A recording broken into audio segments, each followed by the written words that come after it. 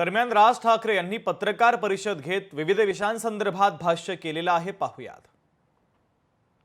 Town planning आणि या सगळ्या गोष्टी ह्या माझ्या तशा आवडीचे विषय आहेत। रस्ते कमी आहेत, ट्रॅफिकला शिस्त नाही, कोणी कुठेही गाड्या पार्क करतायत, काहीही चालू आहे।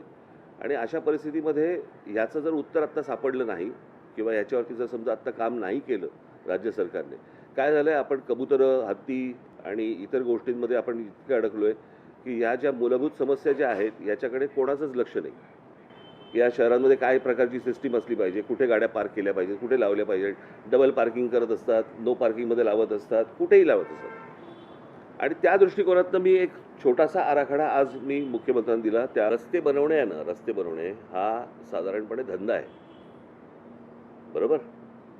धंदा कशा अर्थाने बोलतोय मी की टेंडर काढायची, रस्ते बांधायचे, ते खराब झालेच पाहिजेत। खराब झाले की लगेच ते खड्डे बुजवायचं टेंडर निघतं आपल्याकडे। म्हणजे आपल्याकडे तो जो कोणी कॉन्ट्रॅक्टर असेल त्याला कुठच्याही प्रकारचे पनिशमेंट होत नाही, खड्डे बुजवायचं कॉन्ट्रॅक्ट निघतं, त्याच्यात करप्शन होतं, पुन्हा नवीन रस्ते बांधण्यासाठी परत नवीन टेंडर होतं। या सगळ्या गोष्टींना लोक त्रासलेले आहेत, त्या खड्ड्यातनं जात आहेत, त्याच्यामध्ये अनेक लोक मृत्युमुखी पडत आहेत, परंतु जे करतायत त्यांनाच वारंवार निवडून दिलं जातं आहे। आता त्यांना जर समजा पटत असेल की बाबा हे घ्या ना, किती काही खड्ड्यात घाला नाही तर कशातही घाला, हे आपल्याला मतदान करणारच आहेत, हा जर विश्वास असेल, तुम्हाला आयुष्यात चांगले रस्ते मिळू शकत नाहीत। मग असे कोण जैन लोक आहेत की जे कबुतरावरती बसून फिरायला जातात? काय त्या कबुतरांचं? बरं, फक्त कबूतर मेली नाही पाहिजेत, माणसं मेली चालतात।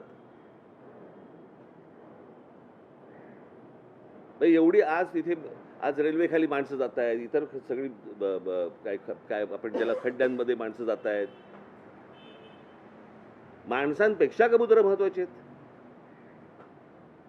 पण मला माहिती होतं की तो पॉलिटिकल सगळा विषय आहे। रस्ते कमी आहेत, ट्रॅफिकला शिस्त नाही, कोणी कुठेही गाड्या पार्क करतायत, काहीही चालू आहे, पार्किंग आणि नो पार्किंग याच्यासाठी जे फुटपाथ आहेत त्या फुटपाथनं आपले काही रंग असले पाहिजेत याच्यावरती। म्हणून मी तुम्हाला जस्ट अशा प्रकारचा हा नो पार्किंग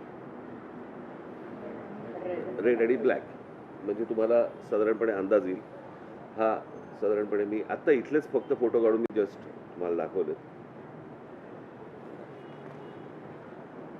या प्रकारचे, इथे गाड्या पार्क करायच्या नाहीत आणि केल्या तर काय प्रकारचं त्यांना शासन होऊ शकतं किंवा काय प्रकारचं त्यांना दंड आकारला जाऊ शकतो, यावरती आता मला असं वाटतं राज्य सरकार त्याच्यावरती काम करते। त्या निवडणुका आहेत ना, त्या स्थानिक निवडणुका आहेत, काय ते पतपेढी वगैरे काहीतरी असंच काहीतरी ना? ठीक आहे ना, छोट्या गोष्टी आहेत रे। लोकशाही मराठी ऐका, पहा, जागरूक रहा।